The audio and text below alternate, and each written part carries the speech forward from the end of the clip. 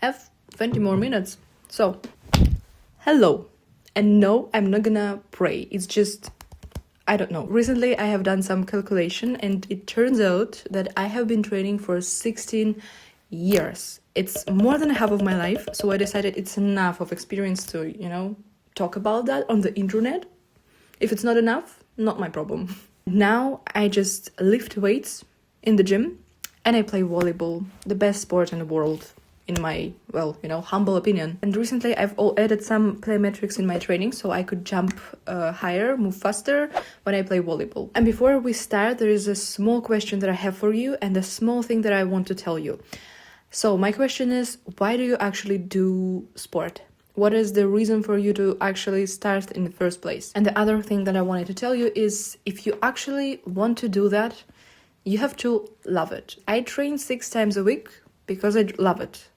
Because I generally love what I do. So if you decided to go to the gym because you want to attract some men with the muscles, I'm not gonna judge you because, first of all, who am I to judge you? Second of all, well, that's okay. We have to stop judging women for what they do, but back on track.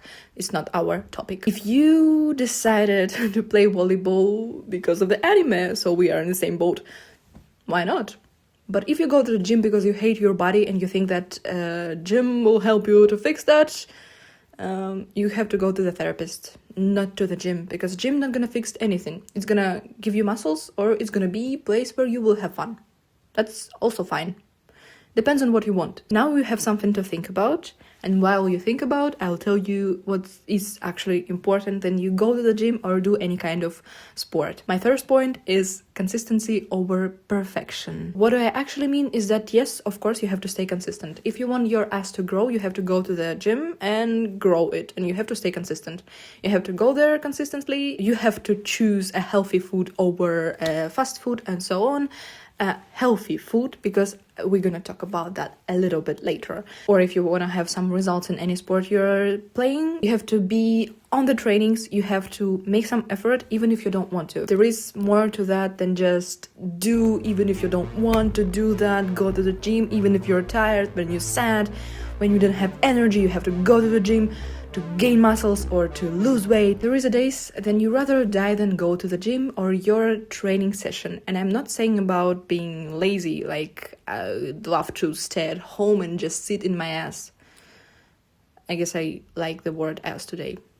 But don't get me wrong, because I'm actually a discipline freak. If I want to go somewhere, I will go there. If I want to be somewhere, I will be there. So if yesterday I decided that I will be on the training today, I will be on the training today, because I decided that yesterday. But sometimes I just don't want to be anywhere. I just want to lie in the bed. So if the feeling is I'd rather die than go to the gym today, there is a high chance that you actually have to stay at home. So the same goes for taking a break.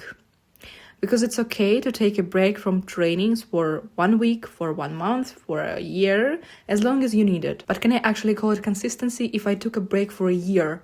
Yes, you can, as long as you know that tomorrow you will come back. You just know that you consistently do your job. You know that you will be there tomorrow. We all are humans. And pushing yourself to do something is great, but sometimes it's really unnecessary. Sometimes it's okay to take a break. So as long as you make a promise to yourself to come back, and you actually come back, so you give a promise to yourself, that's okay. There will be people who can call this mindset a loser mindset, but I don't fucking care.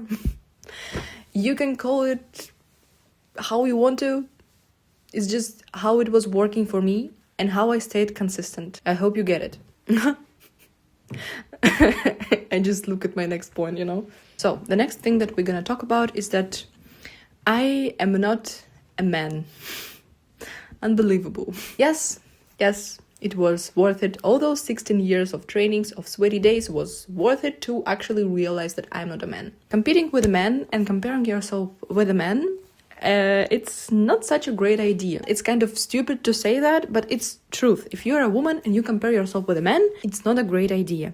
And yes, I have this sin as well, because sometimes I look at them and I think, why is he doing it better than I do? Why is he jumping higher? Why is he always full of energy? When sometimes I can't be like that. I can't move my body. So I used to think why he can do it and I can't. But this idea is wrong in the first place. The truth is, we have different bodies. We were created differently. The man has 1 day. We have, as a woman, we have 28 days. If a man wakes up and he slept enough, he took care of himself, he had a great nutrition, there is a high chance that he will wake up and feel like he is able to, do everything that he wants to do in his life.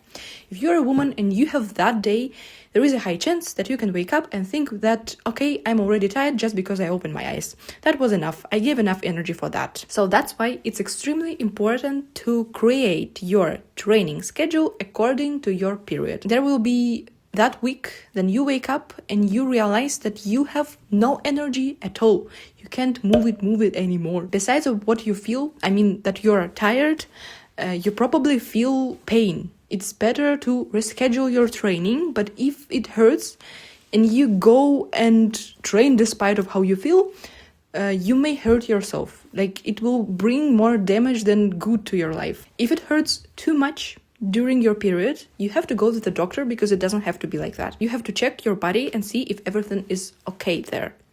So this is why this idea of do it even if you're tired is not gonna work for you, especially if you are a woman. If I'm on my machine mood, most of the time I am in my machine mood, I train 6 times a week. If I'm not, I train 4 times a week. And I try to make my trainings, especially in the gym, a little bit more easier. That doesn't mean that you can't train with a man. That's okay.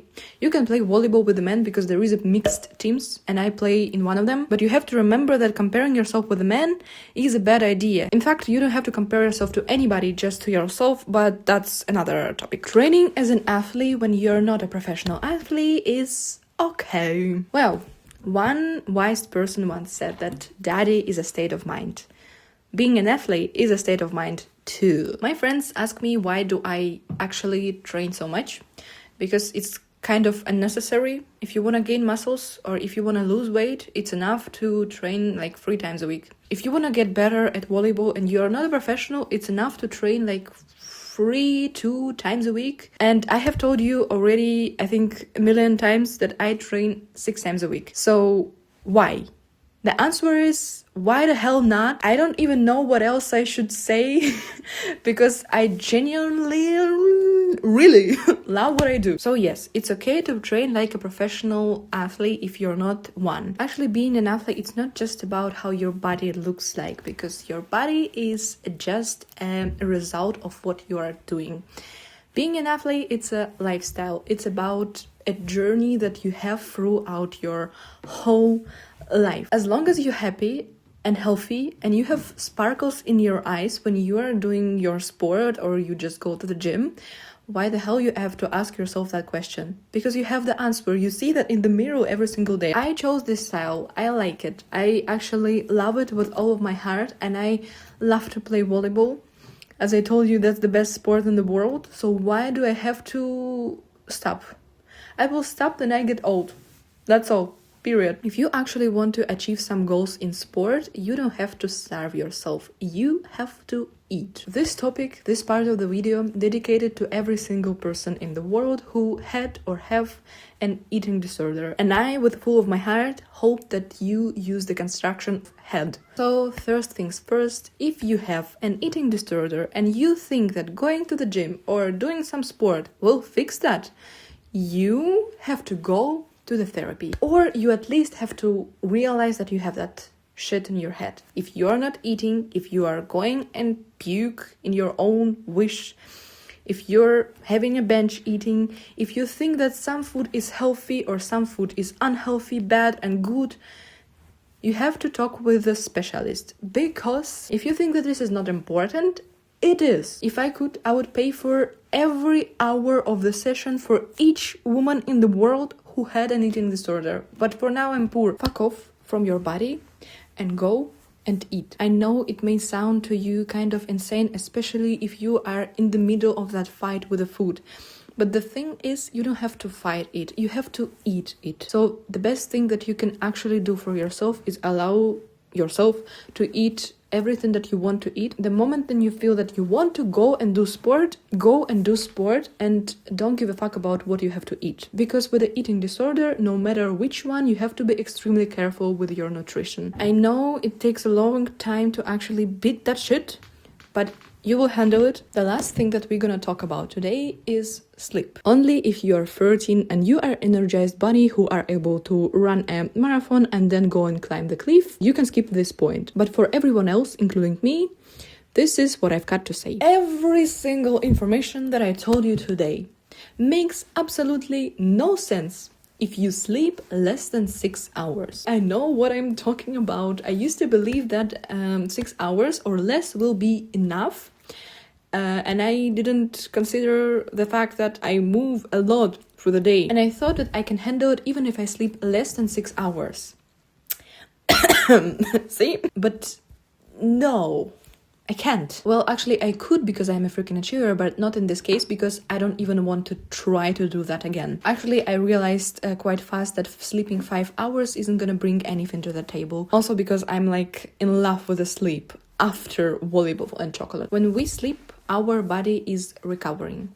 After all those trainings that you had through the day, and also after the activity that you had in the day, working, reading, cleaning, and so on, our body is recovering. So that's why if you don't sleep enough, you are not recovered. You will want to eat more, and your goals will mean absolutely nothing because you will be exhausted. And training itself won't bring any joy into your life because you will be...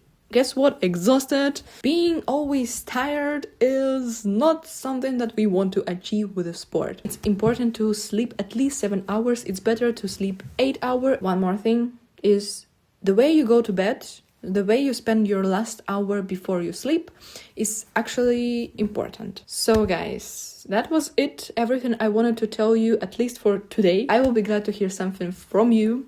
You can tell me everything you want to. What kind of sport do you do? Do you go to the gym? Do you do something else? Or maybe you play volleyball as well. Maybe you play football. I will be happy to hear that from you. Or you can tell me how do you feel. So that was it for today. My camera is out of charge and I have one more gym session for today. So have a nice day. Bye.